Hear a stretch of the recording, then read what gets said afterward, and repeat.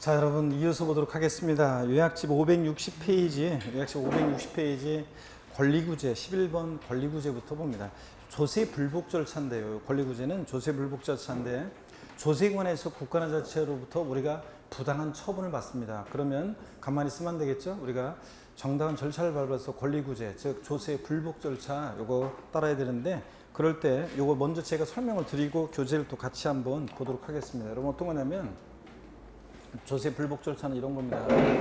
자, 어떤 거냐? 이건 아까 봤고요. 조세 불복 절차는 자, 이런 얘기입니다. 문제도 아까 있었는데 우리 하나 문제 풀었어야 되는데 자, 요 문제 한번 앞서는 아까 문제 한번 풀고 한번 가볼까요, 여러분들? 한번 보겠습니다. 아까 전 시간에 배웠던 거 한번 문제를 통해서 한번 보고 갈게요. 국세기본법 및 지방세기본법상 조세 채권과 일반 채권과의 관계에 관한 설명으로 틀린 거 그랬습니다. 자, 한번 보세요. 29회 시험 때 문제인데 납세 담보물 매각 시 압류에 관계되는 조세 채권은 담보가 있는 조세보다 채권보다 우선한다. 아까 조세들 상호간에는 어떤 게 우선해요? 1등 담보된 조세가 1등이고 2등이 압류한 조세라고 그랬잖아요. 그러니까 압류에 관계되는 조세채권이 담보 있는 조세권보다 우선한다니까 틀렸어요, 여러분들? 우선할 수 없습니다. 그래서 1번이 정답이었습니다. 그래서 나머지 질문 길었는데 안 봐도 됐잖아요. 자, 1번 확실했고 2번 봅니다. 재산 매각대금 배분 시 당해 재산에 부과된 종합부동산세, 당해세죠? 자, 당해 재산에 설정된 전세권에 따라 담보된 이 피담보채권보다 어떻게 합니까? 우선합니다. 당해세가, 종부세는. 자, 그 다음에 취득세 신고서를 납세에 주관할 지자체 장에게 제출한 날 전에 이게 무슨 얘기예요? 신고 납부하는 세금은 신고일을 법정기일이라고 그랬잖아요. 그러니까 이 말은 법정기일 전에 저당권 설정 등기 사실이 증명되는 재산을 매각하여 그 매각대금 중에서 취득세를 징수할 때 그 저당권에 따라 담보된 채권, 이 피담보 채권이죠? 이 피담보 채권은 취득세 어떻게 합니까? 우선합니다. 법정기일 전에 저당권이 설정됐기 때문에 피담보 채권은 일반 국세지방세보다 우선합니다. 4번이요. 강제집행으로 부동산을 매각할 때 그 매각 금액 중에서 국세를 징수하는 경우에 강제집행 비용은 공익비용이죠. 이게 강제집행 절차에 소요된 비용은 무조건 최고 어떻게 한다? 우선입니다. 그래서 국세에 어떻게 합니까? 우선한다. 맞죠? 강제집행 비용은 1등입니다. 무조건. 그 다음에 재산 매각대금 배분 시 당해 재산에 부과된 재산세, 당해세네요. 재산세, 종부세 이런. 당해세는 당해 재산에 설정된 저당권에 따라 담보된 채권보다 설정일자와 관계없이 피담보 채권보다 무조건 어떻게 합니까? 이 재산세가, 당해세가 우선합니다. 여러분. 그죠, 여러분들? 이런 얘기고. 자, 그래서 이해하시고 자, 계속 이어서 봅니다. 자, 그 다음에 권리구제인데 여기 한번 보세요. 먼저 설명을 듣겠습니다. 설명을 듣고 봅니다.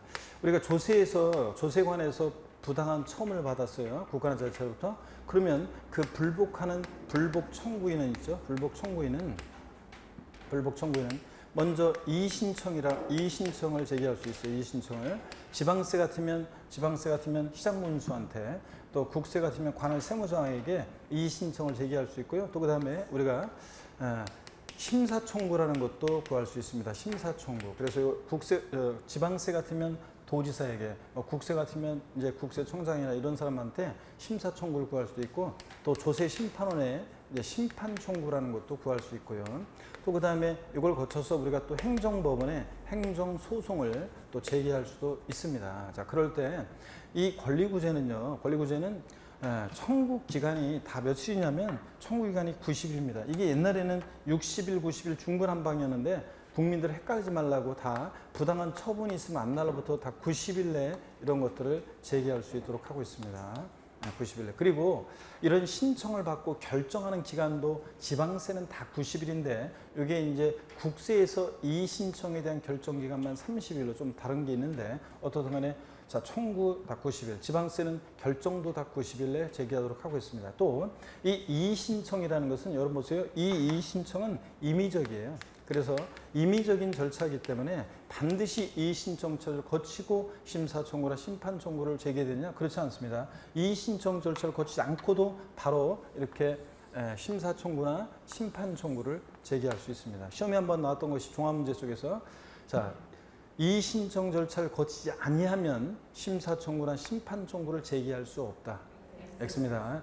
거치지 않고도 바로 제기할 수 있습니다. 또 아직 시험에 안 나온 것 중에서 또 중요한 게 뭐냐면 이 심사청구와 심판청구는 선택적인 필수 절차, 즉 반드시 거치긴 거쳐야 되는데 선택적이에요. 그러니까 무슨 얘기냐면 심사청구와 심판청구는 중복청구가 안 돼요. 그러니까 심사청구도 받고 심판청구도 받고, 자, 둘 다 제기할 수 있다 없다? 없습니다. 하나만 해야 됩니다. 그래서 심사청구와 심판청구는 중복청구가 안 된다는 거 아직 시험에 안 나왔으니까 꼭 알아두시고요. 그 다음에 또 봅니다. 작년 시험에 정답 중에 나왔던 건데요. 어떤 게 있냐면 이 조세관에서 불복하는 불복청구인은요, 이렇게 지방세 기본법상에 자, 이렇게 심사청구와 심판청구를 거치지 않고도 지방세의 경우에는 이런 절차를 거치지 않고도 지방세의 경우에는 바로 행정소송을 제기할 수 있습니다. 지방세는 저런 지방세 기본법 등에 규정된 이 청구 절차를 거치지 않고 바로 그냥 행정소송을 제기할 수 있습니다. 행정소송이 가능해요. 행정소송을 제기할 수 있습니다. 자, 그런데 국세는 있잖아요. 국세는 지방세하고 달리 자, 이런 청구 절차를 거쳐야지 되는 거지, 이런 청구 절차를 거치지 않고 행정소송을 제기할 수 없습니다, 여러분들. 그래서 지방세는 이런 청구 절차를 거치지 않고도 제기할 수 있는데, 작년 시험에 나왔던 것이 지방세의 경우에도 이런 지방세 기본법상의 청구 절차라든가 또 그 다음에 감사원의 심사 청구 같은 것을 거치지 않고는 행정소송을 제기할 수 없다 그랬는데, 이런 절차를 거치지 않고도 행정소송을 제기할 수 있습니다, 바로. 근데 국세는 이런 절차를 거친 다음에 제기할 수 있고요. 이런 것들을 바탕으로 우리가 이런 내용들을 일단 기본적으로 딱 알고 그 다음에 우리가 교재를 또 보도록 하겠습니다, 여러분. 자, 교재를 보시면 거기 그 560페이지 요약집을 보세요. 국세 권리구제는 다 보세요. 청구기간 다 90일입니다. 60일 하면 일단 틀렸다고 보시라고 그랬었잖아요. 그래서 자, 청구기간 다 90일이고 그 다음에 결정기간도 원칙적으로 다 90일인데 이의 신청에 대한 국세 결정기간만 좀 짧아요. 며칠이요? 30일이요. 요거만 좀 결정기간 30일 여기에만 동그라미 해놓으시면 다 90일이다. 자, 그 다음에 지방세는 청구기간도 그렇고 결정기간도 다 며칠이에요? 90일입니다. 다 여러분. 자, 그래서 요걸 국세 이의 신청에 대한 결정기간만 좀 짧다는 거. 세무서장이 이의 신청 받고서 그걸 결정하는 기간이 30일에 결정하도록 하고 있습니다. 그거만 좀 다르고 나머지는 다 90일이고. 그 다음에 3번에 불복 절차의 중요 법령을 보니까요. 1번에 이의 신청은 임의적인 불복 제도로서 납세자가 선택하지 않을 수 있습니다. 아까 그랬죠? 이의 신청은 임의적이라고요. 그 다음에 동그라미 2번 심사청구와 심판청구는 선택적인 필수 절차이다. 다만 둘 중 하나만 거치면 행정소송이 가능하다. 그래서 3번 심사청구와 심판청구는 중복청구는 불가하다는 거 밑줄이라죠. 그럼 꼭 알아두시고 둘 다 받을 수 없다는 거예요. 둘 중 하나만 거쳐야지. 그 다음에 동그라미 4번입니다. 지방세 기본법상 이의 신청 심사청구는 그 처분의 집행에 효력을 미치지 않습니다. 그렇지 않으면 처분의 집행에 효력을 미치게 되면은 그냥 그 집행을 막기 위해서 시간 질질 끌 거 아니에요. 그렇기 때문에 자, 처분의 집행에 효력을 미치지 아니한다. 다만 압류한 재산에 대해서는 이의 신청 심판 청구의 결정 처분인 날부터 30일까지 공매 처분을 보류할 수 있습니다. 그래서 이거 60일로 바꿔서 나온 적이 있는데 제가 그랬어요. 다 90일이기 때문에 60일 하면 일단 틀렸다고 보시라고 했는데 그 수험생은 어떤 수험생은 자, 그때 여기 30일을 60일로 바꿨거든요. 60일을 딱 보는 순간 제 음성이 떠올랐죠. 60일 하면 틀렸다. 그래가지고 여기 90일인 줄 알고 이걸 딱 60일로 바꾼 걸 골랐는데 정답은 30일이었습니다, 원래는. 근데 어떤 간에 답만 맞추면 되잖아요, 여러분들. 자, 그래서 30일까지 공매처분 보류할 수 있고, 그 다음에 5번이요. 지방세 기본법상 이의 신청인이 재등을 입어서 이의 신청의 기간 내에 이의 신청할 수 없을 때, 재등이 있었을 때는 그 사유가 소멸한 날부터 14일 이내에 이의 신청을 할 수 있고요. 6번이 이제 작년에 나온 건데 지방세 조세 불복 절차는 국세와 달리 지방세 기본법에 따른 불복 청구 절차 또는 감사원의 심사 청구를 거치지 않고도 행정법원에 행정소송을 제기할 수 있다. 국세는 안 되는데 지방세는 이런 절차를 거치지 않고도 바로 행정법원에 행정소송을 제기할 수 있습니다. 지방세는. 이게 국세하고 차이점입니다. 이거 밑줄이고 이런 것들. 그래서 동그라미 1번, 그 다음에 3번, 그 다음에 6번 이런 것들은 꼭 좀 다시 한번 알아두시고요. 특히 동그라미 3번 아직 시험에 안 나왔으니까 꼭 알아두라고 했습니다. 심사청구와 심판청구는 중복청구 안 된다는 거. 561페이지 12번 기하는 신고 및 수성 신고인데요. 별표시 큼지막하게 하나입니다. 이거 3개 하고 싶은데 일단은 최근에 워낙 안 나왔었어 가지고 일단 세게 하고 싶은 마음을 억누르고 별표시 하나만 하겠습니다. 큼지막하게 하나 합니다. 이 기한의 신고와 수동 신고는 어떤 거냐면 이런 거예요. 우리가 신고기한이 지났어요. 자, 신고기한이 지났는데 뒤늦게라도 신고를 하게 되면 혜택을 주겠다는 건데요. 뒤늦게라도 신고를 하게 되면 조세포탈 우려 가능성이 줄어들고 또 일손도 줄고 또 그 다음에 납세자는 가산세 과중한 부담도 덜어들 수 있기 때문에 혜택을 주겠다 그런 얘기입니다. 기한의 신고. 신고기한이 지났지만 뒤늦게 신고하는 것. 수동신고라는 것은 신고기한 내 신고를 했는데 적게 신고했어요. 그래서 자수해서 뒤늦게 광명 찾는 게 이제 수정신고입니다. 나 지난번에 적게 신고했다 이렇게. 자, 그럴 때 기한의 신고를 보겠습니다. 대상자를 보니까요. 동그라미 1번 법정 신고기한 내에 신고서를 제출하지 아니한 자가 하는 게 기한의 신고입니다. 자, 그래서 옛날 시험에 자, 어떻게 나왔었냐면 기한의 신고는 법정 신고기한 내 신고서를 제출한 자에 하나여 할 수 있다. O, X요. X입니다. 신고기한 내 신고 제출 한 자에 하나여 할 수 있다. 아니에요. 신고기한 내 신고 제출하지 아니한 자가 하는 게 기한의 신고입니다. 동그라미 2번 신고납부 세목 중에서 납부할 세금자 또는 환급받을 세금자 모두. 그러니까 신고납부하는 세금은 다 기한의 신고할 수 있습니다. 그래서 취득세는 기한의 신고가 되는데 등록매매세는 안 된다거나 이러면 틀립니다. 다 할 수 있고요. 신고납부하는 세금은. 또 수정신고는 법정 신고기한 내에 신고서를 제출한 자로서 과소신고한 자가 하는 게 이게 수정신고입니다. 자, 그래서 뒤늦게 자수해서 광명 찾는 거 이게 이제 수정신고고요. 신고기한 언제까지 할 수 있느냐? 얘네들 둘 다요.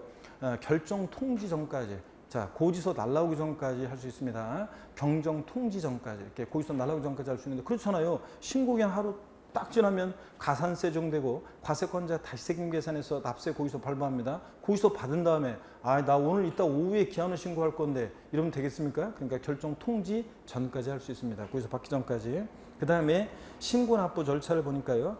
기한의 신고서를 제출한 자로서 납부할 세금자는 그 세액을 납부해야 한다. 예전에는 어떤 동시에 납부 규정 삭제라는 게 어떤 거냐면 예전에는 감면 혜택을 받으려면 기한의 신고 제출과 동시에 세액을 납부해야 할 게 있으면 납부해야지만 감면 혜택을 받을 수 있었는데 지금은 동시에 납부하지 않아도 감면 혜택을 받을 수 있다는 얘기고요. 그 다음에 그래서 동시에 납부한 경우에 한해서 감면받을 수 있다고 하면 틀려요.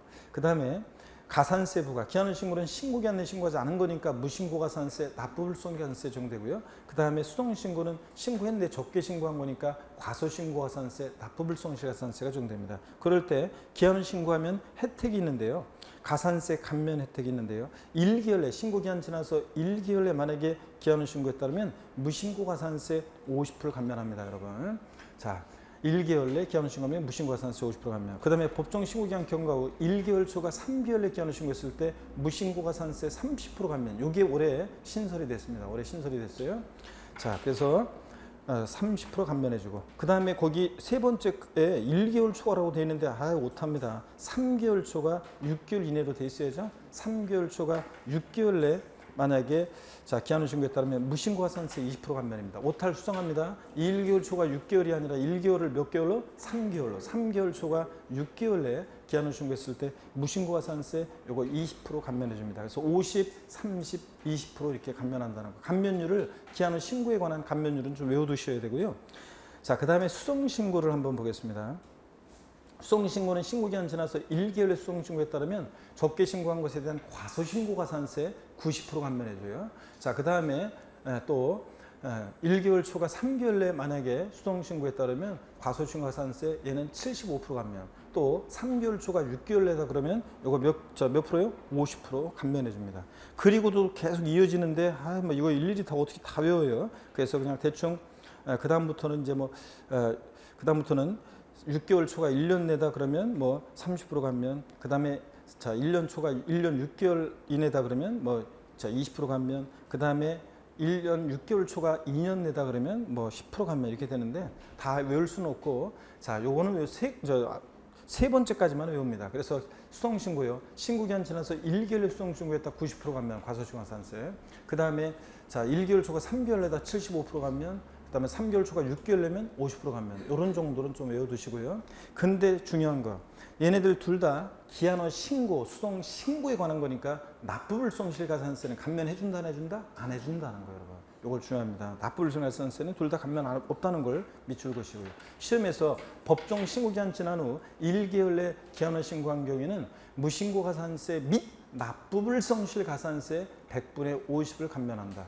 X입니다. 제가 뭘 집어넣었어요? 납부불성가산세 감면 안 해줍니다. 둘 다 꼭 주의하시고 밑줄이고. 그 다음에 세결정 보겠습니다. 기한후 신고서를 제출한 경우에 자, 지자체장은 지방세법에 따라 기한후 신고일부터 3개월 내 그 지방세 값과 세액을 결정하고 신고인에게 통지한다 그랬는데 요거요. 무슨 얘기냐?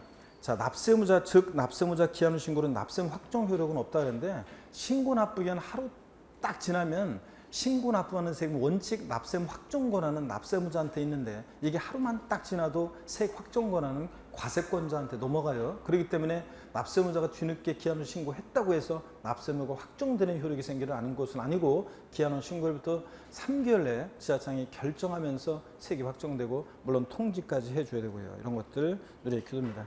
그 다음에 그 당부장 표시 봅니다. 표 아래 양도소득세 예정신고기한 내 무신고 과소신고 후에 확정신고기한까지 신고하거나 수송신고를 하게 되면 이 예정신고 불성실에 대한 무신고 과소신고가산세 몇 프로? 50% 감면해 준다는 거 밑줄이고 우리 양도세 할 때 했어요 이거? 무슨 얘기냐면 양도세 할 때 했는데 여러분들이요. 어떤 걸 했냐면 여기 보세요. 양도세 할 때 했습니다. 어떤 걸 했냐면 양도소득세 예정신고와 확정신고는 제가 어떤 관계냐고 물어봤었잖아요. 예정신고, 확정신고는 어떤 관계예요? 뭐 어떤 관계? 남남이라고 그랬잖아요. 그래서 예정신고를 만약에 불성실합니다. 불이행했어요. 자, 근데 다음 연도 5월 달에 확정신고를 이행했습니다. 그러면 예정신고 불성실에 대한 가산세는 적용하지 아니한다. OX요. OX요. 예정신고를 불성실한 경우에도 확정신고를 이행한 경우에는 예정신고 불성실에 대한 가산세는 적용하지 아니한다. X입니다.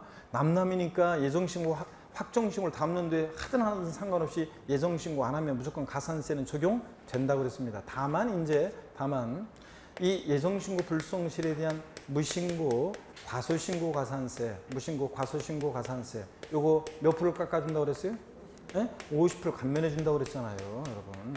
자, 그래서 여러분 제가 지난번에도 말씀드린 게 여러분들이 부동산 팔면 양도일이 속하는 달의 말일부터 2개월 내 무조건 양도세 예정신고 납부해야 됩니다. 안 하면 가산세예요. 근데 만약에 예정신고를 안 했다 그러면 다음 연도 5월 달에 확정신고로도 해야지만 그래도 가산세 절반은 깎아주니까 그래도 그나마 세금을 줄일 수 있다 그랬잖아요. 자, 그래서 예정신고 불성실했을 때 다음 연도에 확정신고를 이행하게 되면 예정신고 불성실에 대한 무신고 과소지관산세 몇 프로요? 50% 감면받을 수 있다는 거. 이것도 여러분이 알아둡니다. 자, 이렇게 해서 우리가 기한후 신고, 수송 신고 개정 내용이 2020년 개정 내용이 있기 때문에 올해 주의해서 잘 보시라고 했습니다.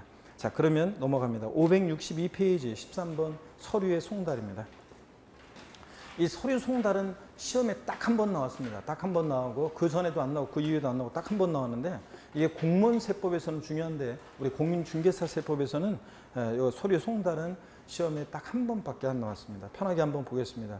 서류 송달 방법, 원칙이요. 우편으로 송달하는 방법이 있고 서류 송달할 때 또 교부 송달 직접 주는 방법도 있고 전자 송달, 이메일로 또 송달하는 방법도 있습니다. 예외 공시 송달이라고 해가지고 교부나 우편 송달이 불가능한 경우에 널리, 시, 보이게, 널리 보이게 송달하는 방법입니다. 그래서 공시 송달이에요. 이번에 한일 관계 전쟁, 태평양 전쟁 피해자 배상 문제 때문에 이제 우리가 이제 서류를 거기 집행문 같은 거 서류 일본에 보내는데 잘 안 되고 이렇게 도달이 안 되고 그러니까 공송달 했었죠. 공송달 집행문 공송달 해가지고 그 공송달 기간이 이번에 8월 달에 만료한다 이렇게 이런 얘기 뉴스 최근에 안 보셨나요? 네? 최근에 나왔습니다. 그래서 공송달이라는 게 그런 거예요. 자, 봅니다. 공송달의 사유를 보니까요. 동그라미 1번 봅니다. 주소 또는 영업소가 국외에 있고 송달이 곤란해요. 자, 그래서 지금 말 그대로 그 일본 거기 있으니까 송달이 곤란하잖아요. 또 그리고 그 사람들이 그래도 잘 안 받고 송달이 곤란합니다. 그래서 공송달 한 거예요. 2번 주소 영업소가 분명하지 않고 또 3번 서류를 그러면 거기 보세요. 1번에서 송달이 곤란의 동그라미요. 주어 소용없어 분명하지 아니한 경우, 분명하지 아니한 경우에 또 체크의 동그라미요. 3번 서류를 우편으로 송달했는데 받을 사람이 없는 것으로 확인돼서 반송됨으로써 나쁘게 한데 송달하기 곤란하다고 인정된 곤란의 동그라미요. 4번 세무공무원이 2회 이상 납세자를 방문해서 서류를 교부하려고 했는데 받을 사람이 없는 것으로 확인돼서 나쁘게 한데 송달하기 곤란해요. 곤란의 동그라미요. 자, 곤란하고 불분명하고 이럴 때 공송달을 하는 거예요. 자, 그러면 양가로 2번 공송달의 방법입니다. 자, 보시면 공송달의 방법을 보시면, 자, 공송달의 방법 한번 볼게요. 동그라미 1번에 공송달의 경우에 서류의 공고는 지방세 정보통신망 시군의 게시판에 게시하거나, 그러니까 지방세 정보통신망이면 홈페이지겠죠. 뭐 그 다음에 시군의 게시판에 게시하거나 관보 또는 공보에 게시하거나 또는 일간신문에 게재하는 방법으로 합니다. 주간신문 아니고 일간신문이요. 동그라미 2번 이 경우 지방세 정보통신망을 이용하여 공송달할 때는 다른 공시 방법과 함께 해야 되고요. 이런 것들 또는 익혀둡니다. 유치송달이라는 게 있어요. 자, 서류 송달을 받아야 할 자 또는 사용인, 그 밖에 종업원 또는 동거인으로서 사료를 판별할 수 있는 사람이 정당한 사유 없이 서류의 송달을 거부하면 송달할 장소에 서류를 그냥 둘 수 있습니다. 아니, 받아야 할 사람이 안 받고 막 이렇게 하면은 그냥 거기다 둘 수 있습니다. 이거를 유치송달이라고 합니다. 그래서 시험에 한번 나왔던 것이 다음 중 공시송달의 사유가 아닌 거 그래가지고 공시송달 할 수 있는 경우 아닌 거 그래가지고 아까 동그라미 1번부터 4번까지 네 가지니까 문제 내기 딱 좋죠? 여기다가 요 유치송달을 집어넣고 물어봤어요. 그랬을 때 상당수 수험생들이 자, 서류 송달 제대로 강의를 할 때 제가 제대로 강의를 안 한 건데도 그냥 면평으로 슬쩍 한 번 정도 슬쩍하고 지나간 건데 근데도 상당수 수험생들이 답을 잘 맞췄습니다. 어떻게 맞췄냐고요? 딱 보니까 곤란하고 분명하지 않고 그런데 요것만 정당한 사유 없이 서류의 수용을 거부해. 딱 그러니까 요게 뭔가 탁 튀잖아요. 그래서 요걸 딱 곤란해서 답을 맞춘 수험생들이 상당히 있었습니다. 눈치가 있어야죠, 여러분들. 그죠, 여러분들? 네. 자, 이렇게 해서 조세 총론을 우리가 다 봤습니다. 자, 그 다음에 563페이지. 자, 우리가 제2편 이제 지방세입니다. 제2편 지방세. 자, 넘어가는데요. 네, 잠깐 봅니다, 여러분.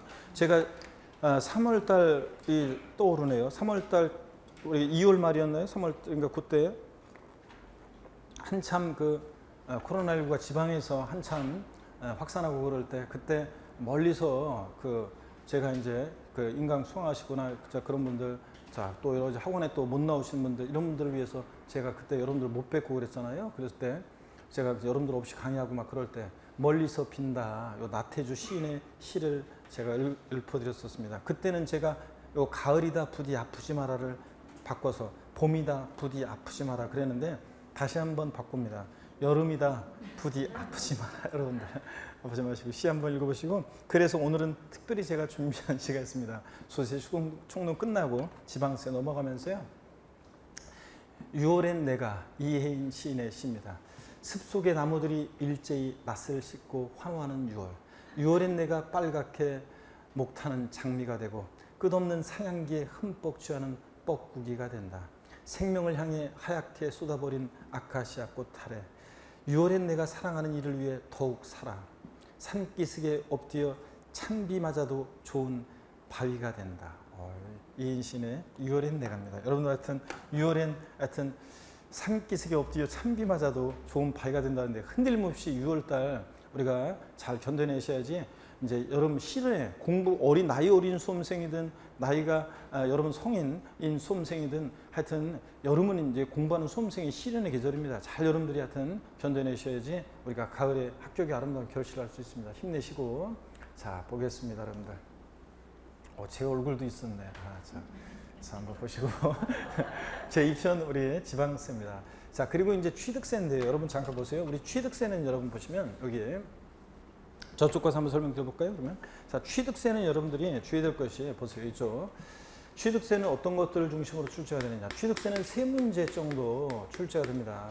서너 문제 출제가 되는데 4문제 나올 때는 뭐 등록면허세가 묶어서 한 문제 나올 때 있고 그렇습니다. 주로 이제 3문제 내외로 출제되고 그래서 3.5문제가 출제될 때도 있고 뭐 4문제 순수하게 취득세만의 문제가 4문제 나올 때도 있고 뭐 그렇습니다. 3문제 정도 출제 예상하시면 되고요.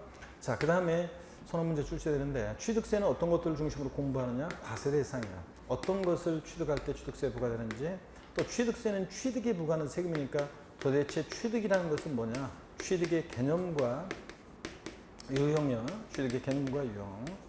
자, 요거는 뭐 독립한 문제보다는 주로 종합 문제 속에서 주로 지문 한 줄씩 또 잘 나옵니다. 그 다음에 취득세 납세 의무자는 누가 되느냐. 이 취득세 납세 의무와 관련한 내용은 올해는 출제된다 생각하시고 잘 보셔야 되겠습니다. 취득세 납세 의무자, 납세 의무와 관련한 얘기 중요하고요. 그 다음에 취득세 어느 때 취득했다고 볼 것이냐.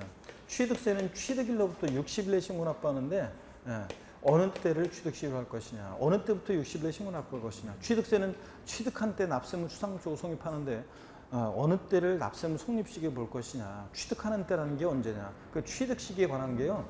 이게 이제 28회 때 나왔다가 독립한 문제로 29회 안 나왔다가 30회 시험에 또 나왔어요. 이게 30회 시험에. 그렇기 때문에 올해 31회 시험에 또 취득 시기가 나올 가능성은 높지 않습니다. 독립한 문제로 안 나온다는 얘기 안 했어요. 안 나온다는 건 아니고 나올 가능성이 독립한 문제로 낮아졌습니다. 그래서 종합 문제 대비해서 우리가 볼 거고요.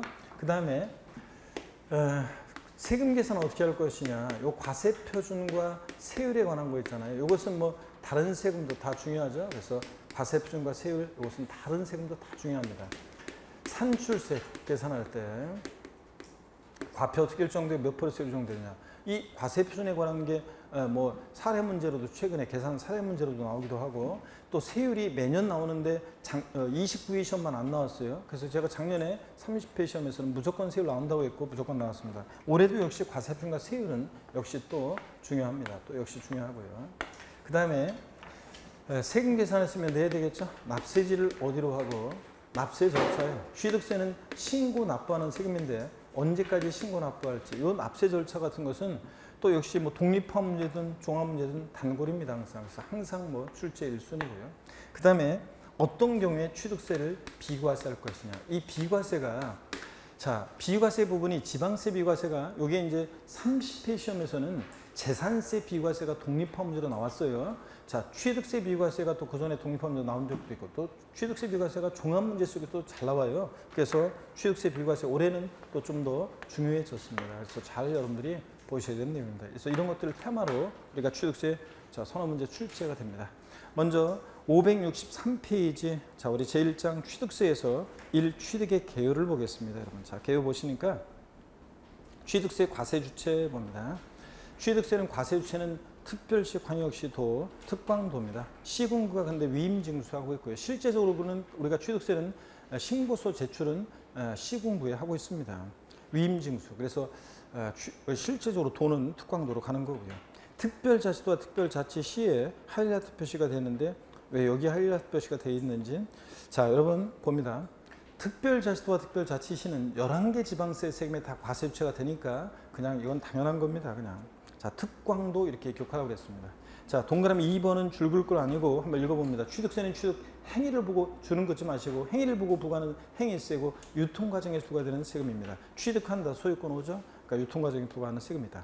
3번 물세입니다. 취득세는 납세무자의 인적사항 고려하지 않고 물건 각각 개별 과세입니다. 그래서 서울특별시 노원구에서 주택 두 채를 취득하더라도 소유자별로 취득가격을 합산하는 것이 아니라 A주택은 A주택, B주택은 B주택, 물건별로 각각 세액을 계산합니다. 그 다음에 4번 사실주의 과세요. 우리 실질과세 원칙이 적용되죠. 부동산 세금들은 등록면허세만 형식주의 과세하지 나머지 주요 부동산 세금들은 사실주의 과세하니까 등기되지 않아도 등록되지 않아도 허가받지 않아도 과세가 된다고 그랬습니다. 그 다음에 현황 부과입니다. 자, 취득일 현재 공부상 현황과 사실상 현황이 다르다. 무엇에 따라 세금 부과합니까? 사실상 현황에 따라 세금을 부과합니다. 그 다음에 징수는 원칙적으로 신고 납부고요. 자, 그 다음에 이 취득세 취득이 뭐냐 보도록 하겠습니다. 여러분 취득세 취득의 구분 취득 유형이요. 자, 여러분들이 여기다가 별표시를 큼지막하게 하나 하시고요. 또 보겠습니다. 취득세 취득이라는 게 뭐냐.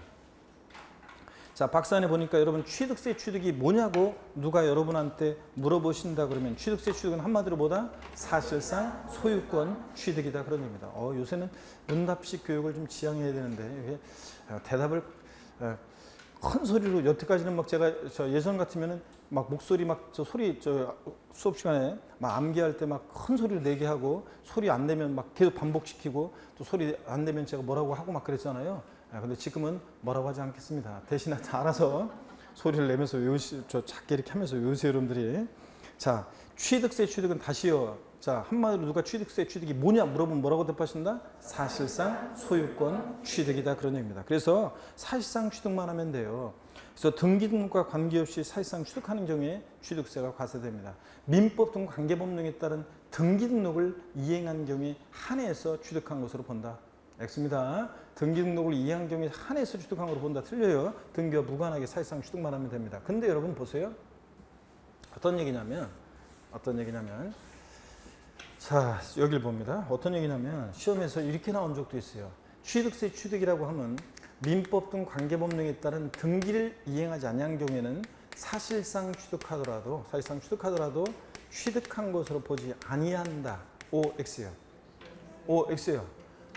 등기를 이행하지 아니한 경우에는 사실상 취득하더라도 취득한 것으로 보지 아니한다. X입니다. 등기 안 됐어도 실질과세원칙상 사실상 취득만 하면 취득한 것으로 봅니다. 잔금 받거나 그러면 등기 안 됐어도 취득했다고 봐서 취득세 부과됩니다.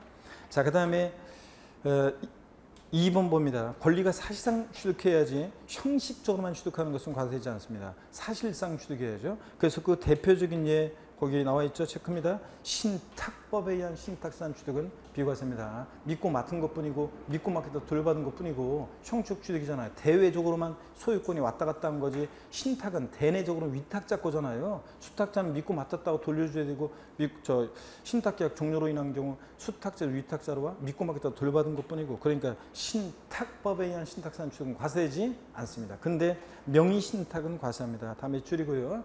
명의신탁은 과세를 하는데 어떤 얘기냐면 우리 명의신탁 있잖아요. 종중에서 개인으로 명의신탁할 때 취득세 부과됩니다. 또 명의신탁 해지로 개인에서 종중으로 올 때 취득세 부과됩니다. 명의신탁에 대해서 취득세는 과세를 합니다. 신탁법에 의한 신탁산 취득이 비과세지 명의신탁은 과세예요. 근데 양도소득세에서 우리 배웠어요. 양도소득세에서는 신탁, 환원, 소유권 환원, 신탁 나오면 양도에 해당하지 않습니다. 직접적인 대가받고 사실상 유상이전, 대가받고 이전이 아니라 그냥 믿고 맡기거나 뭐 믿고 맡았다가 믿고 맡았다가 돌려주거나 뭐 그런 거니까 소유권 환원, 신탁 이런 것들은 양도소득세는 자 과세가 과세가 되지 않습니다. 양도세에서는 양도에 해당하지 않아요. 그래서 명의신탁 하여튼 취득세는 과세입니다. 신탁법에 의한 신탁산 취득이 비과세죠. 근데 명의신탁은 과세인데 양도세는 양도에 해당하지 않습니다. 이런 것들을 비교하고요. 그 다음에 3번 봅니다. 취득세는 사실상 소유권 취득, 소유권을 취득해야지. 자, 그러므로 소유권 이해 권리 취득은 과세되지 않습니다. 즉 여기 다 밑줄입니다. 하나씩. 부동산 임차권, 전세권, 지상권, 아파트 당첨권, 분양권, 조합원 입주권 같은 이런 것들이요. 이런 것들은 양도소득세에서는 부동산에 관한 권리라고 그래가지고 양도세 대상이 됐었는데 취득세 대상은 아닙니다. 여러분 보세요. 취득세 대상은 아닌데요. 어떤 거냐면 여기를 봅니다. 우리가 부동산 임차권이요. 등기된 부동산 임차권, 그 다음에 임차권, 또 지상권, 전세권 이런 것들이요. 양도소득세에서 부동산에 관한 권리 중에서 부동산 사용수익에 관한 권리로서 대상이 됐었죠. 또 아파트 당첨권이나 분양권 같은 이런 것들이요. 이런 것들이 양도소득세에서는 양도세 대상이 됐습니다. 근데 취득세는 소유권 이해 권리들이기 때문에 취득세는 과세 대상이 아닙니다. 대상이 아니고요. 양도소득세에서는 이런 것들이 부동산에 관한 권리로서 대상이 됩니다. 그래서 헷갈리지 말고 비교합니다. 양도소득세에서는 대상이지만 부동산에 관한 권리로서 취득세에서는 소유권 이해 권리이기 때문에 대상이 되지 않는다는 거 꼭 기억합니다. 그래서 취득세에서는 부동산 임차권 등기가 됐든 안 됐든 이런 것들은 대상이 아닙니다. 여러분들. 자, 그래서 이렇게 알아두시고요. 자, 그 다음에 563페이지에서 다 하나하나 체크하시고 취득세 대상이 아니라는 거. 564페이지로 넘어갑니다. 취득세 취득 유형을 보면요. 취득세 취득 유형은 564페이지 취득세 취득 유형은 사실상 취득 유형과 2번 간주 취득이요. 사실상 취득은 아니지만 지방세법상 취득했다고 간주하는 간주 취득용으로 나눠집니다. 자, 그럴 때 양가로 1번이요. 자, 사실상 취득은 또 전소유자, 이 물건에 대해서 나 이전에 전소유자가 있느냐 여부에 따라서 원시 취득과 승계 취득으로 나눠집니다. 원시 취득은 나 이전에 전소유자가 없죠. 이 물건에 대해서 전소유자 없이 새로이 소유권을 창출하여 취득하는 건데, 가로 안에 원시 취득, 가로 안에 밑줄입니다. 수용재결로 취득하는 경우 등 과세 대상이 이미 존재하는 상태에 취득하는 경우는 제외한다는 거. 그러니까 원래부터 요게 원래부터 자, 이게 처음으로 그냥 이걸 취득했어야 되는 거지, 수용재결 같은 경우는 이미 그 존재하는 상태에서 취득하는 이런 것은 아닙니다. 새로이 소유권을 창출하여 취득해야지. 그래서 원시 취득 여기에 해당되지 않는다, 이런 것들은. 자, 가로 내용도 밑줄이고. 그 다음에 동그라미 1번이요. 원시 취득 어떤 게 얘냐? 건축 중에서 신축과 재축은 원시 취득이죠? 맨 땅에 건물 지으면 전소유자 없잖아요. 민법상 시효 취득, 매립간척에 한 토지 취득, 다 이런 것들 원시 취득으로서 취득세가 부과됩니다. 다만요, 취득세는 사실 원시 취득했든 승계 취득했든 무상이든 유상이든 불문하고 사실상 취득만 하면 취득세가 부과되는데, 다만 원시 취득에 과세지 않는 경우가 있습니다. 다만 자, 차량, 기계장비, 항공기 및 주문에서 건조하는 선박, 머리글자를 따서 동그라미 하셔야죠. 차, 기, 항, 선의 경우는 동그라미 하시고 밑줄입니다. 원시 취득은 과세지 않고 어떻게 한다? 승계 취득만 과세합니다. 현대자동차에서 완성차 딱 만들었을 때, 원시 취득했을 때 취득세를 부과하면 자동차 가격에 취득세 부과받은 만큼을 반영해서 소비자들에게 팝니다. 우리 같은 소비자들은 자동차, 현대자동차로부터 자동차를 승계 취득할 때 취득세를 내는데, 가만히 보니까 자동차 가격이 이미 취득세가 또 반영돼 있잖아요. 이중과세 생기고 또 수출 경쟁력 떨어지기 때문에 차기항소는 원시 취득은 과세한다 안 한다? 안 한다 그랬습니다. 승계 취득만 과세한다. 밑줄이었고, 그 다음에 승계 취득 유형을 봅니다. 전소유자부터 권리를 승계받아 취득하는 건데요. 유상승계 취득이요. 매매 대표적인 취득세 과세는 유형이고, 교환, 거래 양당 사람 모두에게 취득세가 과세일 수 있고요. 그 다음에 법인의 현물 출자 다 취득세가 부과됩니다. 근데 상속 증여 같은 무상 취득도 취득세가 부과됩니다. 그래서 거기 즉 취득세 취득은 원시 승계, 거기 밑줄입니다. 유상 무상을 불문하고 과세가 됩니다. 양도소득세는 무상 이전은 양도에 해당하잖아요. 배웠잖아요, 여러분들. 양도소득세는 무상 이전은 양도에 해당하잖아요. 해당하지 않습니다. 양도세는 반드시 사실상 유상이전, 대가 받고 이전해야지 무상 이전은 양도에 해당하지 않잖아요. 근데 취득세는 원시, 승계, 유상, 무상 불문하고 과세합니다. 그래서 무상 취득도 과세가 된다는 거. 어떤 수강생분이 아직 이제 지금 5월 달에 막 핵심 요약하는데 11월, 12월이나 1월 달 강의, 1, 2월 달 강의를 좀 듣고 오셔야 되는데, 그 기초 강의를 안 듣고 그냥 바로 요약집에 오신 수강생분이 또 어제도 저한테 질문하기를, 아니 상속 저 이해가 안 되는데, 아니 상속 증여 받았을 때 취득세를 냅니까? 그래가지고 자 상속, 근데 상속세 증여세 냈는데도요? 무슨 막 또 저 그런 질문을 이게 기초과정을 안 들으면 꼭 이렇게 오셔가지고 의문점을 갖고 하는데, 상속세 증여세 냈는지 안 내는지는 상관없이 상속 증여받은 물건이 취득세 대상에 해당하면 뭘 낸다? 취득세가 부과됩니다. 자, 불문하고 과세다. 그 다음에 2번 봅니다. 간주취득이요. 사회통념상의 이런 사실상 취득용, 원시, 승계, 유상무상의 취득용에는 해당되지 않는데 지방세법에서 취득했다고 간주해서 취득세 부과되는 경우가 있습니다. 자, 먼저 동그라미 1번 토지 지목 변경으로 가해 증가했을 때요. 자, 우리가 이것도 많이 했습니다. 기초과정부터. 갑이란 사람이 만약에 갑이란 사람이, 자 봅니다. 갑이란 사람이 토지 지목 변경이요. 밭을 갖고 있었는데 대로 지목을 변경합니다. 그러면 여러분 보세요. 이 대지라는 것을 취득을 한번 볼게요. 밭의 소유자 갑이었습니다. 대로 지목이 변경돼도 소유자 누구예요? 갑이에요. 그러니까 이 대라는 것은 갑이 매립간척으로 원시 취득한 것도 아니고 공짜로 받거나 대가 주고 취득한 거 아니잖아요. 사회통념상의 사실상 취득용 어디에 해당되지 않아요. 근데 다만 지목 변경 전에 1억이었는데 지목 변경 후에 가액이 5억이 됐다. 그러면 자, 이렇게 지목 변경으로 가액의 증가가 있을 때 이 가액의 증가를 취득했다고 간주합니다. 어떻든 간에 사회통념상의 사실상 취득용에 해당되지 않지만 네 토지 가치가 4억 원만큼 증가했어? 그러면 이 가치 증가분을 취득했다고 간주해서 취득세 부과된다는 얘기죠. 그래서 토지 지목 변경은 단순히 토지 지목만 변경된다고 취득세 부과되는 게 아니라 반드시 어떤 일이 있어야 돼? 가액의 증가가 있는 경우에 한해서 취득세 부과됩니다. 가액의 증가를 추이겠다고 의지해서. 동그라미 2번 차량계 장비 선박의 종류 변경이요. 여기는 항공기 없어요.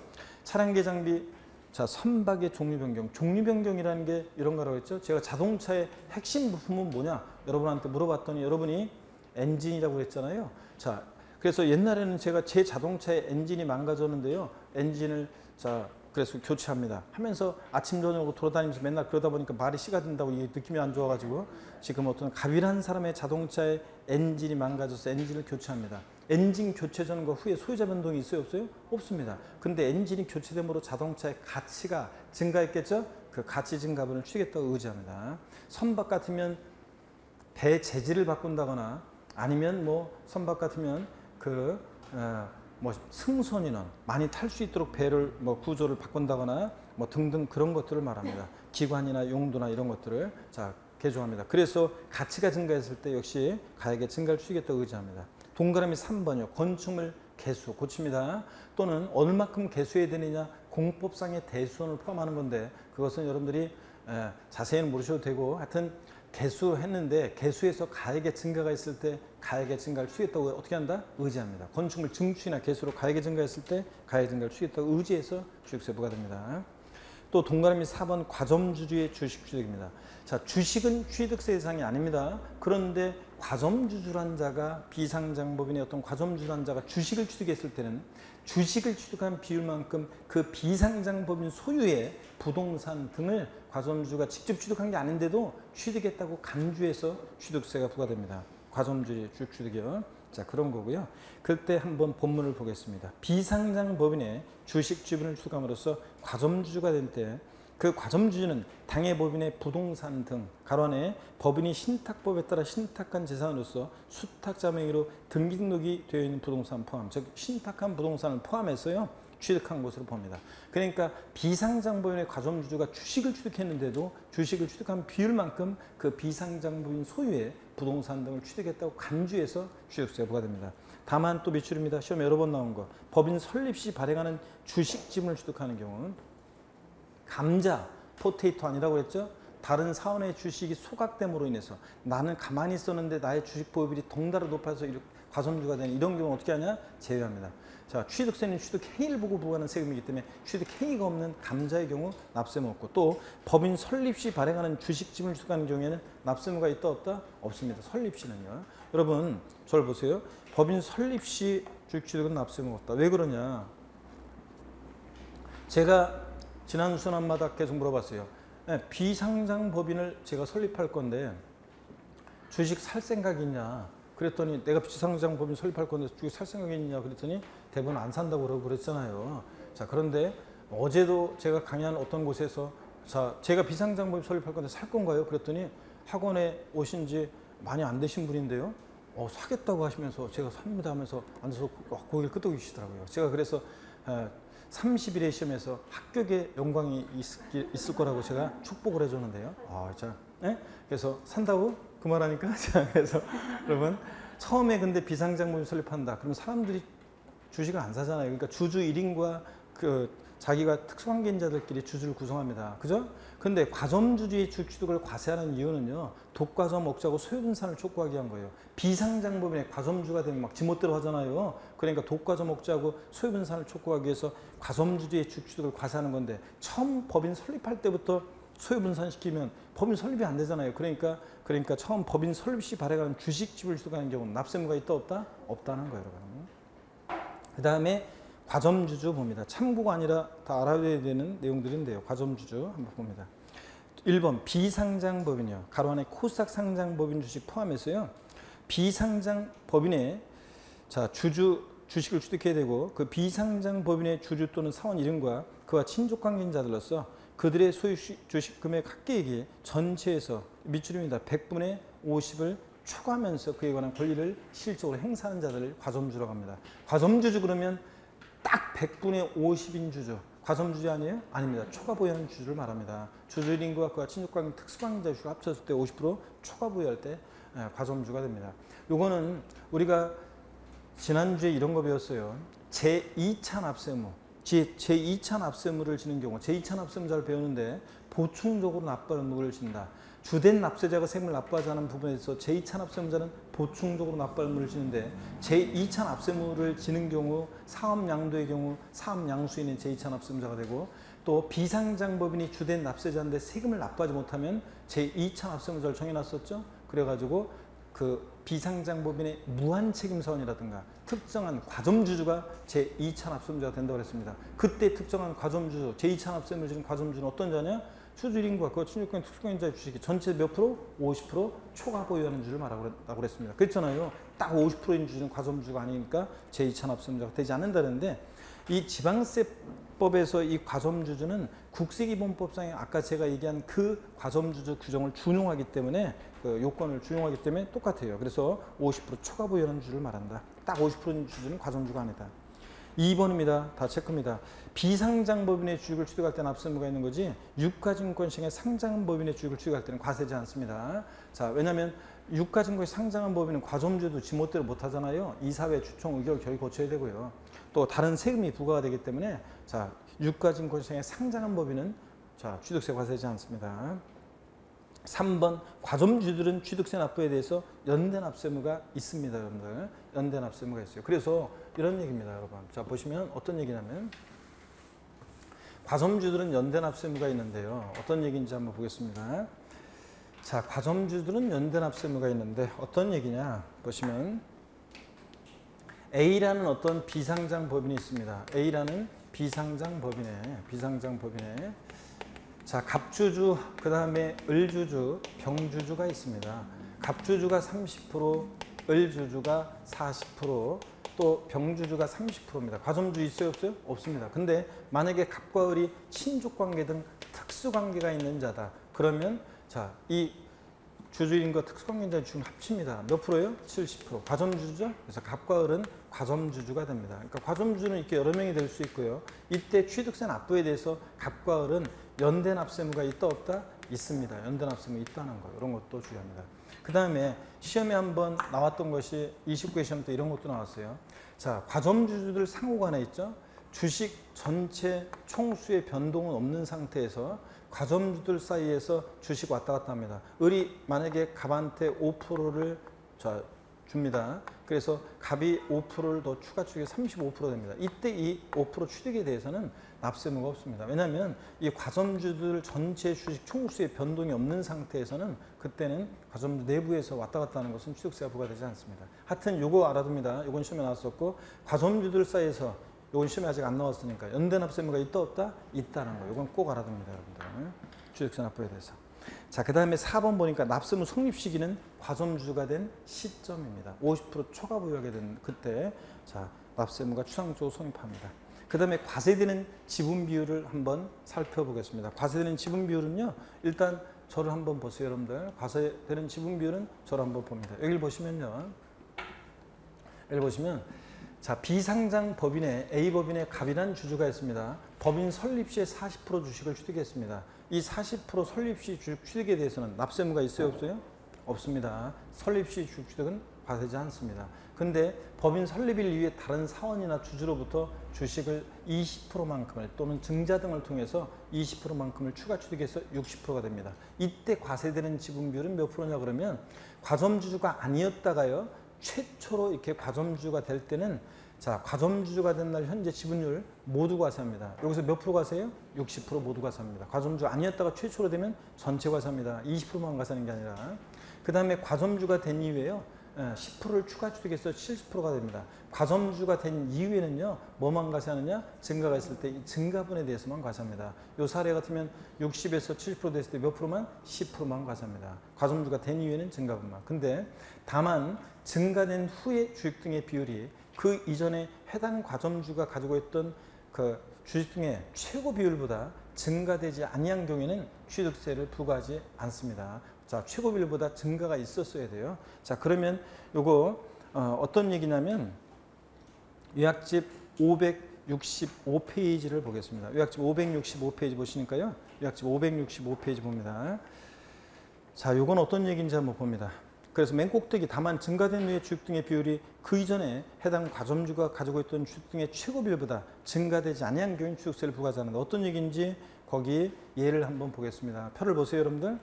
먼저 설립 당시에 40% 주식을 취득했습니다. 설립 시는 납세무가 있다 없다? 없습니다. 40% 주식 취득은. 근데 설립일 이후에 30%를 추가 취득해서 70%가 됩니다. 그러면 과점주주 아니었다가 최초로 됐으니까 몇 프로? 70% 전체 과세입니다. 그 다음에 10%를 양도해서 60%로 줄었습니다. 취득세는 부과되지 않는데 여전히 과점주주네요. 60%니까 그때 60%에서 자 20%를 추가 취득합니다. 그래서 80%가 됩니다. 그러면 60에서 80% 지분이 증가된 날 기준으로 그 이전에 과점주였을 때 최고 비율과 비교합니다. 그랬더니 최고 비율이 몇 프로예요? 70%입니다. 70에서 80. 최고 비율보다 몇 프로 더 늘어났어요? 10% 더 늘어났습니다. 그래서 10%만 납세무가 있습니다. 자, 그래서 과점주주인 상태에서 주식이 증감 변동할 때 이거 보세요. 만약에 왜 최고 비율하고 비교하냐면 주식은 증감 변동하는 게 특징이잖아요. 자, 샀다가 자 내일 팔았다가 또 사고 팔았다가 사면 취득세. 과점주가 된 이후에는 증가분만 과세한다고요? 그럼 팔았다가 사면 취득세, 팔았다가 사면 취득세 이렇게 해서 맨날 취득세 내다가 판다니까 지분이 증가된 날 기준으로 그 이전에 최고 비율보다 늘어난 것만 과세하겠다 그런 얘기입니다. 이해되십니까 여러분? 그래서 요새 10%만 과세하고요. 그 아래 거를 봅니다. 설립 당시 50%입니다. 납세무 없습니다. 설립 시는. 자 납세무 없고. 근데 50%에서 30% 추가 취득해서 8%가 됩니다. 여러분 딱 50%는 과점주주예요 아니에요? 아닙니다. 초과하지 않았으니까. 그 과점주 아니었다가 최초로 됐으니까 몇 프로 과세? 80% 전체 과세입니다. 표를 보세요 여러분들. 그랬다가 20%를 양도해서 60% 줄었어요. 여전히 과점주입니다. 근데 60에서 10% 추가 취득해서 70%가 됩니다. 그러면 60에서 70% 지분이 증가된 날 기준으로 그 이전에 최고 비율이 몇 프로입니까? 요 사례에서 80%입니다. 그 최고 비율 80에서 70. 증가했어요 안 했어요? 안 했으니까 이때 납세무가 있다 없다? 없다는 얘기입니다 여러분. 이해되십니까 여러분? 이런 얘기고. 자, 그 다음에 동그라미 2번 얘기를 한번 보도록 하겠습니다. 동그라미 2번 얘기를 봅니다. 2번 여기에 자 계속 한번 보겠습니다. 거기 동그라미 2번으로 되어 있는 걸 한번 보겠습니다. 우리 교재를 보세요 계속. 자 요약집을 보니까 과점주주였으나 주식 등의 양도, 해당 법인의 증자 등으로 과점주주에 해당하지 아니하는 주주, 과거에 한 주라도 수여하고 있었던 경우에 한해서 적용하고 과점주주에서 주주의 지위를 상실했다가 재차 과점주가 된 경우 제외하고 또는 유한 책임사원이 된 자가 해당 법인의 주식 등을 취득하여 다시 과점주가 된 경우, 그러니까 과점주였다가 아니게 됐다가 다시 과점주가 됐을 때는 다시 여기부터 밑줄입니다. 다시 과점주가 된 당시 주식 등의 비율이 그 이전에 과점주가 된 당시 주식 등의 비율보다 어떻게 하는 경우? 증가된 경우에만 증가분을 취득으로 취득세를 부과한다는 얘기입니다. 쫙 밑줄이요. 그럼 이게 어떤 얘기인지 그 사례를 통해서 한번 또 보겠습니다. 표를. 설립 당시에 40%입니다. 납세무가 있습니까? 없습니다. 근데 설립 후 자, 20%를 추가 취득해서 60% 됩니다. 과점주 아니었다가 최초로 되니까 몇 프로 과세합니까? 60% 전체 과세합니다. 그랬다가 20%를 양도해서 40%가 됐습니다. 과점주 아니게 됐죠? 였다가 아니게 됐습니다. 그랬다가 주식 30%를 추가 취득해서 70%가 됩니다. 그러면 60, 40, 70%예요. 과점주였다가 아니게 됐다가 다시 됐습니다. 이때는 어떻게 하냐고요? 과점주였을 때 비율 60%와 다시 된 비율 70%를 비교해서 증가가 있을 때 몇 프로 증가했어요?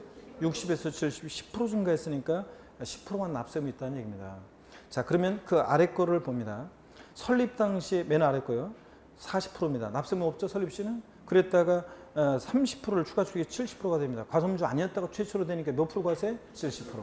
그랬다가 주식 25%를 양도해서 45%가 됩니다. 과점주 아니게 됐죠? 그랬다가 15%를 추가 취득해서 60% 다시 과점주가 됩니다. 자, 그래서 70, 45, 60이요. 과점주였다가 아니게 됐다가 다시 됐을 때 이때는 과점주였을 때 비율 70%와 다시 된 비율 60%를 비교해요. 증가가 있어요 없어요? 없으니까 납세무가 있다 없다? 없다는 얘기입니다. 여러분들. 이해되시죠 여러분들? 이런 얘기입니다. 자, 이렇게 해서 쭉 이해하시면 되겠습니다. 자, 그러면 됐고요. 여기를 한번 보겠습니다. 과점주주 주식에 대한 과세 방법인데요. 요약집에 없지만 한번 여러분 여기 봐줄래요? 처음 공부하신 분, 취득세를 아직 뒤에 제대로 어떤 내용인지 공부 제대로 안 하신 분들은 중과기준세율, 특례세율이 뭔지 모르고 이런 분들은 나중에 공부를 다 한 다음에 다시 이제 이것을 문제로 나중에 여러분들이 또 보게 될 기회가 있을 것이고요. 그래서 나중에 또 보시고요. 일단은 다만 이것을 여러분들이 그래도 한번 공부했던 분들은 특히 잘 한번 봐놓고요. 한번 보겠습니다. 과점주주에 대한 과세 방법. 뒤에 나오는 내용까지 몰아서 한 번에 정리해 놨는데요. 관련한 내용을. 과점주주 주식취득의 경우 과세표준은 어떻게 구하냐면 과점주주가 된 날 현재 법인이 소유한 취득세 대상 물건에 대한 총가액에다가 그 과점주주의 주식 지분 비율을 곱해서 취득 지분 비율을 곱해서 구합니다. 예를 들어서 뭐 나중에 또 우리가 과세 표준할 때 또 배워요. 어떤 거냐면 만약에 이 비상장 법인의 취득세 대상 물건의 가액이 뭐 토지 가액 5억, 그 다음에 건물의 가격 3억, 취득세 대상이 되는 차량의 가격이 2억. 그럼 취득세 대상 물건에 대한 총가액 10억. 여기다가요. 과점주주가 취득한 주식의 취득 비율이 60%다. 그러면 과세 표준 얼마요? 6억 이렇게 됩니다. 그래서 자, 비상장 법인에 있어서 이 과점주주가 얘네들 취득세 대상 물건을 원시, 승계, 유상무상 직접 취득한 게 아닌데도 주식을 취득한 비율만큼 취득했다고 간주해서 취득세 부과됩니다. 이렇게 해서 취득세 과세 표준을 구해요. 과점주주의 주식 취득, 취득세 대상 물건에 대한 총가액에다가 과점주가 취득한 주식의 취득 비율을 곱해서 과세 표준을 구하고 여기다가 세율은 어떤 세율을 정하느냐? 나중에 배웁니다. 간주 취득은요. 중부화 기준세율 특례세율을 정합니다. 취득세에서. 간주 취득은 중부화 기준세율 특례세율인데 그게 2%예요. 그래서 2%를 적용해서 6억에 2%니까 2, 60이 1,200만 원. 이렇게 해서 우리가 산출세를 구하는 겁니다. 여러분. 이런 거예요. 자, 그러면 중부화 기준세율 특례세율을 적용하고 과점주주의 주식 취득은 또 부가세에서 우리가 조세 총론할 때 지난번에 배웠었어요. 취득세액의 10%로 농특세는 부과되는데 이 중부화 기준세율 특례세율이 적용될 때는 취득세 부가세로서 지방교육세는 부과되지 않습니다. 또 중과산세요. 취득 후 신고하지 않고 뭐까지? 매각까지 했다. 걸렸다 그러면 산출세 몇 프로? 80% 중과산세 적용하지 않습니다. 우리가 나중에 이제 또 배웁니다. 중과산세, 취득세 납세 절차에서 취득 후 신고하지 않고 매각까지 하면 조세 포탈을 하고 작정했으니까 걸렸다 그러면 산출세 80% 중과산세를 적용하는데 다만 이렇게 지목변경, 토지 지목변경이나 과점주주의 취득처럼 간주 취득은 자기를 전혀 드러내지 않고 싹 포탈을 애초에 할 수 없기 때문에 중과산세 규정을 적용하지 않습니다. 이런 것들 나중에 여러분들이 나중에 9, 10월 달 가면은 동형모의고사, 제가 출제하는 동형모의고사 등을 통해서 이런 종합 문제를 여러분들이 과점주의 주식 취득이나 토지 지목 변경 관련한 취득세 종합 문제를 사례 문제를 여러분들이 나중에 이제 풀게 될 겁니다. 그렇게 하면서 이런 배웠던 것들을 다 확인할 기회가 올 것이고요. 그때 한번 이제 요거 봅니다. 이렇게. 자, 그래서 과점주주의 주식 취득과 관련한 취득세 내용을 몰아서 한번 정리해 드렸고요. 나중에 뒤에 다 배웁니다. 또 따로따로. 자, 그러면 566페이지 3번의 취득세 과세 대상입니다. 자, 여기 벌써 시간이 됐네요. 잠시 또 쉬었다가요. 그러면 3번 취득세 과세상부터 또 이어서 보도록 하겠습니다. 잠깐 쉬겠습니다.